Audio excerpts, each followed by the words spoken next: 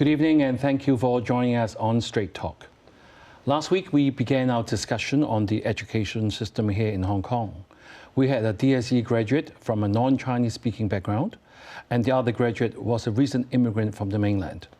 We talked about whether Hong Kong's education system is fit for purpose and how well it caters for all our students from all different backgrounds and abilities. This evening, we asked the question, can Hong Kong's education system produce excellent world-class students?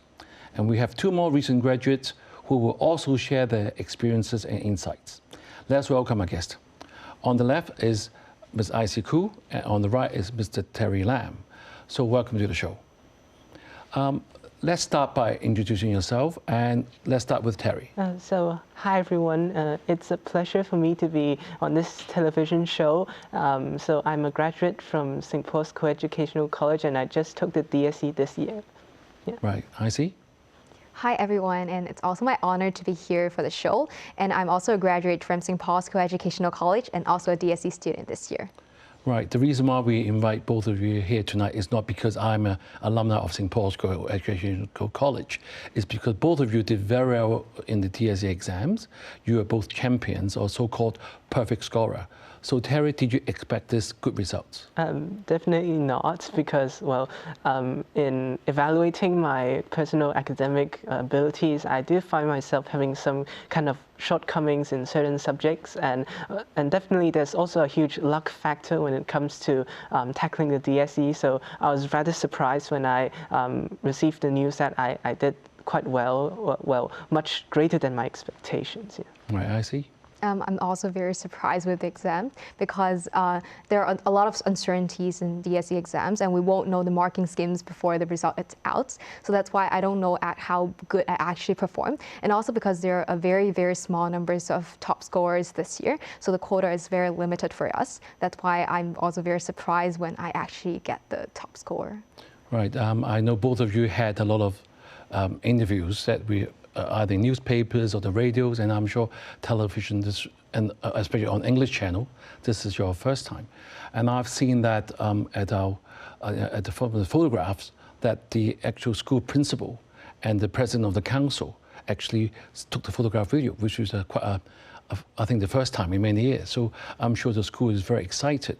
So there must be something that you have done well, so that you get such scores. So Terry, can you share with the viewers, although you've been very humble, you said that luck has a big part to play in it, but I'm sure there's some goodness in your study. So how did you prepare for the exams? I guess another part that plays a huge role is your mentality when you're going to DSE exams. And of course, when you before you start the DSE exam, it's important for you to get adjusted to how exams work. And also another kind of idea is to manage your stress, because in Hong Kong you may have a lot of expectations from your teachers or your families, and therefore you have to find a lot of good ways for you to relieve your stress, albeit a bit moderately, as you don't want to, overly, get engrossed in other kinds of activities. For me, I find myself being able to, let's say, play some, video games every day, before the DSE exam, which is a good way for myself to maintain perhaps a good mindset, so that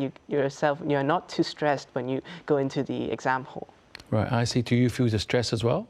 I understand the stress, but personally, I don't feel that much stressful for me, because I guess I have my own method, which is to learn and revise with my friends. So by asking questions or sharing notes and exercises with my friends, we are actually having more interpersonal interactions, so that are helping me to escape from the pressures that it's given by the exams and the revisions. And I guess also by asking friends questions or teaching them sometimes, it's actually helping us to revise on our own and to make sure we can remember everything. And so I guess it's a good way for us to revise and also at the same time relieving our stress by having more interactions with people. Right, Harry, I'm sure that your parents love you a lot and supported you a lot. So how much contribution do you think the parents has in this success? Well, definitely quite a lot because, right before the DSE, they didn't really give me a lot of, pressure, especially they did not expect me to score very high, not in a negative way, but it's kind of like encouragement that whatever I score, they'll be very satisfied with it. And they also had a lot of chances to take me out to dine together or perhaps, cook breakfast for me every morning. So it's a very simple yet very profound way of showing support to your child, right before. I see your father is here with you today and your sister. I'm sure they supported you a lot. So how much would you attribute your success to their support? I guess it's probably half of that because they're providing me with a lot of mental support, especially because our study journey are actually filled with COVID-19 pandemic. So we don't have actually a lot of interactions with the others, friends or teachers, but most of the time we spend with families. So that's why I believe that their mental supports or their words of encouragement or just comforts are actually giving me a lot of powers to carry on my journey on our own for the DSE exams. So that's why I believe that my good mentality regarding the exams, it's actually contributed a lot by them. I see. How about your school, St. Paul's Quebec? How much has it contributed to your success, do you think?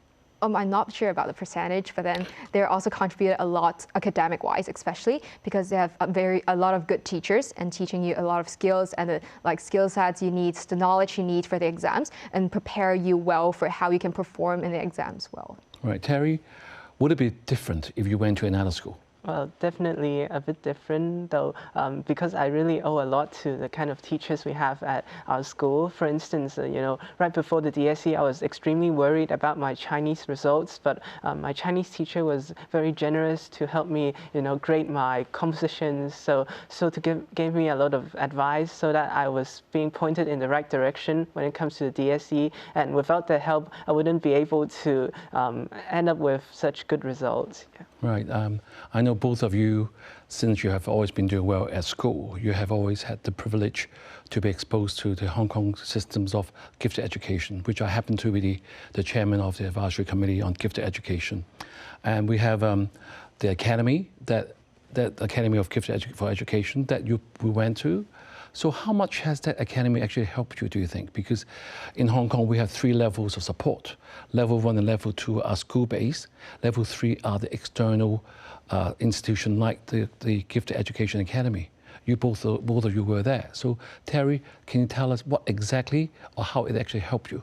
Well, my experience in joining in the Hong Kong Academy for Gifted Education, abbreviated HKAGE, I guess I joined it when I was in primary school, and since then I've been joining courses through the platforms in HKAGE. For instance, when I was in primary school, I joined a course in statistics or so. But I guess the content was way beyond the kind of levels you would see in primary schools, and it was really a chance for me to experience what it would be like to step out of the classroom and explore, different kinds of ideas outside of the usual curriculum. And therefore, I guess it's a good way for me to realize that there's much more beyond what you learn at school. And in secondary school, I guess more of what I use the resources in HKAG is for joining different kinds of competitions, for instance, in physics or beyond. And I guess these courses have really taught me how to, do more kind of self-directed learning so that you actually attain the kind of mindset of lifelong learning. As, the saying goes, wisdom is kind of not a product of mere teaching, but also as a result of a lifelong attempt to acquire it. Right. So both of you have attempted local, national or even international competitions. And Terry, you are a gold medalist in the International Physics Olympiad. And I see you had the Star Bright Scholarship 6 years ago, and recently you presented in front of the Chief Secretary of Administration on your good work. So how do you see all these competitions? I mean, would it give you extra pressure, or how does it help you, I see?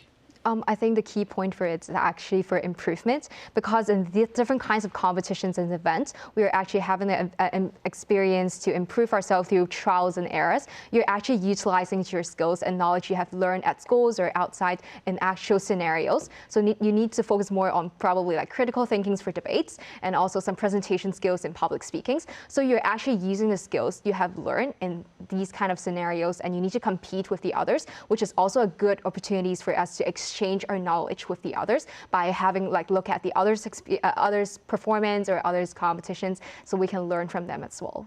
Right, Terry, before the break, I want to ask you a question. Since you are a very good student in physics, do you ever have feel difficulty when you learn the physics, or you always, it's so natural that you are a champion in that? Oh, of course not.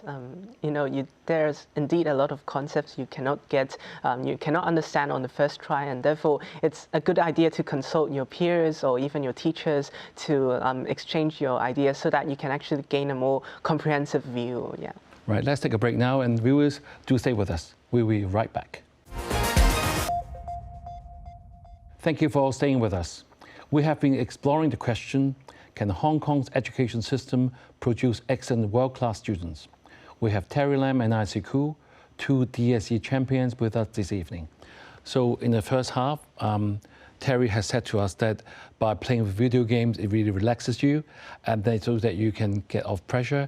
And with IC, you use the method of joining, study with your friends and talk about it. So everyone have different ways of relaxation. Before I'm going to ask you about your plans, I'm sure the viewers would like to know what our champions will do. I want to ask your views about the education system.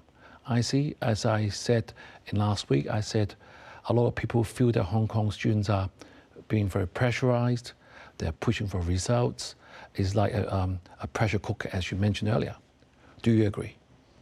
I do think it's a problem. It's like pressure cooker, because Hong Kong education system is more like exam oriented. So everyone is working towards a very good grades or the numbers of stars in DSE's exams or IB exams. So that's why I believe that it may be a problem for students not to going outside the curriculums to learn more about the subjects or to explore more on their own interests. Instead, they will put more effort on like achieving good scores in exams. So that's why I believe that Hong Kong education system indeed have a lot of good professional teachers and professional trainings, but it may be also problems having like more exam oriented, and it's limiting the students' potentials in exploring a bigger world outside. Well, how would you suggest to improve that? I believe that we should encourage students to utilize their skills learned in the classroom settings and use it in the outside world. For example, like going to field trips and looking into the world and having more interactive classes. For example, by having debates, by learning language, for example, through debates or through drama or through different ways instead of only doing papers and exercises. Right, Terry IC has said that more field trips, so the more practical application. You being a physics person, so I have said because you have your prizes.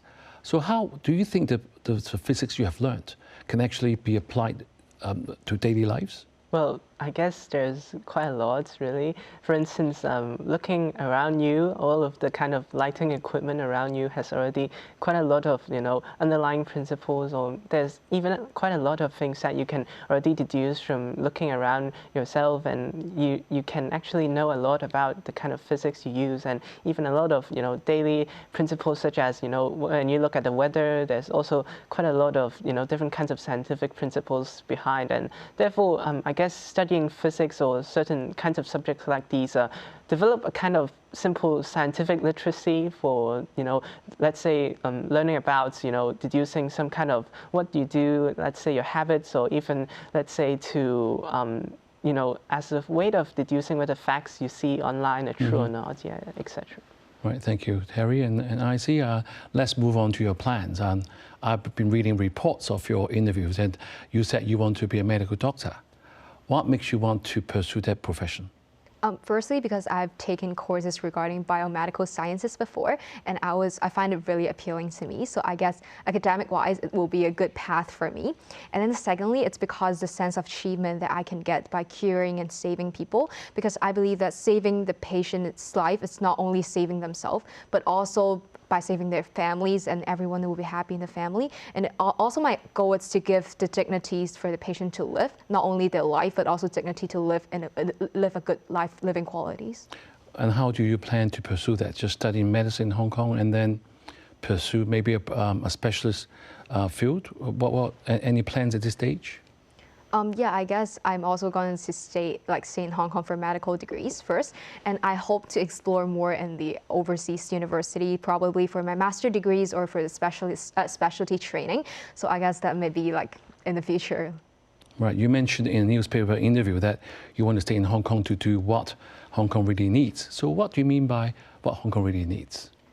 So firstly, for the medical field, like the healthcare system, it's actually having a few problems. For example, like the imbalance between the public and the private sectors, or the shortage of laborers in the healthcare system. So I hope that through my own contribution, I can become a practitioner in the medical field, and also hope to probably, if possible, we can have some policies or some changes in the settings of the medical systems. For example, like balancing the public and private services. So by having these kind of services and changes, so we can change the medical field in the future. Right, Terry, your plans? Well, personally, I hope to study, science-based subjects in university and beyond, and hopefully in the future I could become, let's say, a scientist or something of like an educator or something. Yeah, these are all possible career plans. Yeah. Right, I also read in the news you're planning to go to England, UK, maybe in Cambridge. Yeah. Have they accepted you? Yeah, so I guess because my DSE results are satisfactory and, meet their standards. Right, have you ever considered going to Beijing to study instead?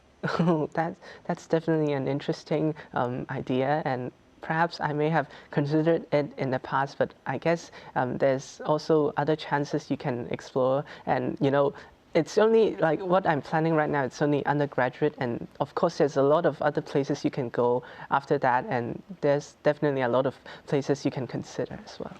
Well, certainly I'm not teasing you. I'm just saying that because a lot of Hong Kong students do go abroad and do very well when they come back. So as you may have watched our show last week, we want to ask you a direct question from one of the graduates from Gifted Education Academies before, who's a medical doctor now, Dr. Chang. And she wanted us to find out if so-called youth now see that you have a social ladder. Is a social ladder actually being broken? Because a lot of people saying that if you are not well off, it's very hard to break the glass barrier. So Icy, what do you think? I think, indeed, there are some problems regarding the social ladders.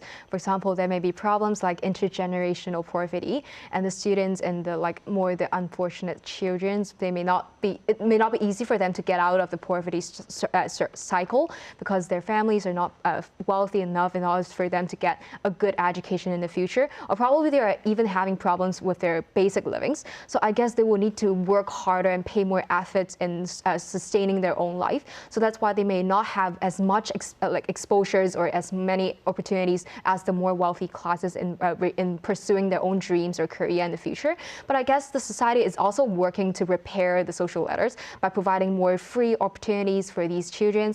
But then I guess another problem is regarding the sandwich class, which may not be exposed to the lower welfare, but then they cannot reach the higher standard educations or career ladders. So that's why I guess it's still a problem in Hong Kong. Right, Terry, do you think there's a glass ceiling?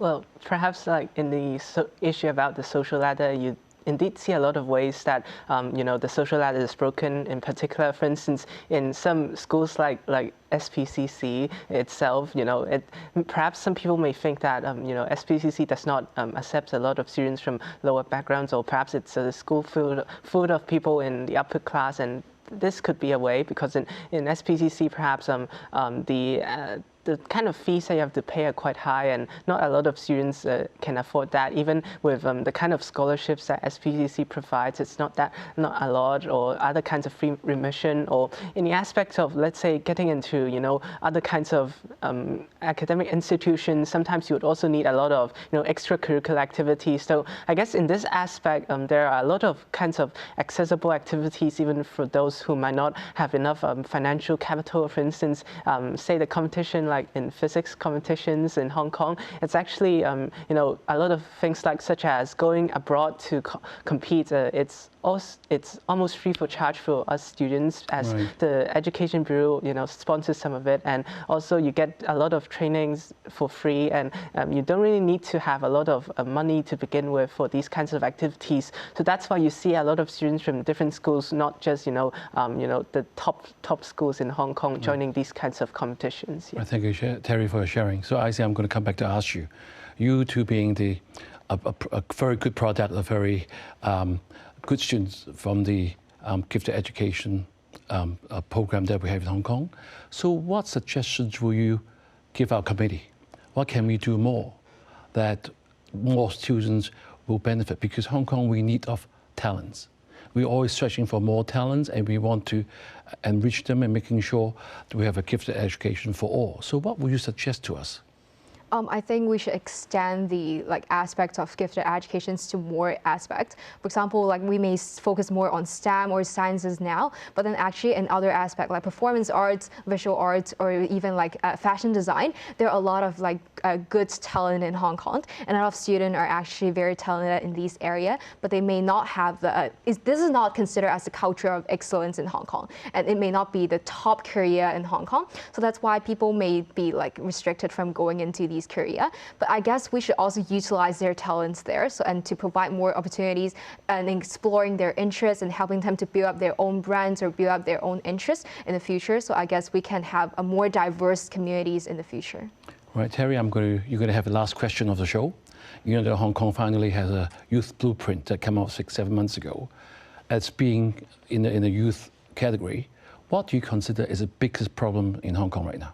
And how do you solve it? Well, I guess in terms of youth kinds of problems, I guess it's the kind of, the promotion of the encouragement of diversity among youth decisions in Hong Kong. Perhaps there's different kinds of, outgoing paths for many of our youths today, but I guess society indeed imposes some kind of restriction on what they can pursue, and sometimes they're only looked after when they have good results for many of our teenagers. So therefore, it would be a good idea to say pursue more of their kinds of interests, so that teenagers could even diversify their interests, which is particularly essential in today's digitalized world and perhaps a globalized community. Yeah. Right, thank you, Terry, and I'm afraid we have to end here. As we conclude our discussion, I want to express my appreciation to our guests this evening, Terry and Icy, as well as Banish and Menxing from last week, for their invaluable insights and perspectives on the challenges within Hong Kong's education system.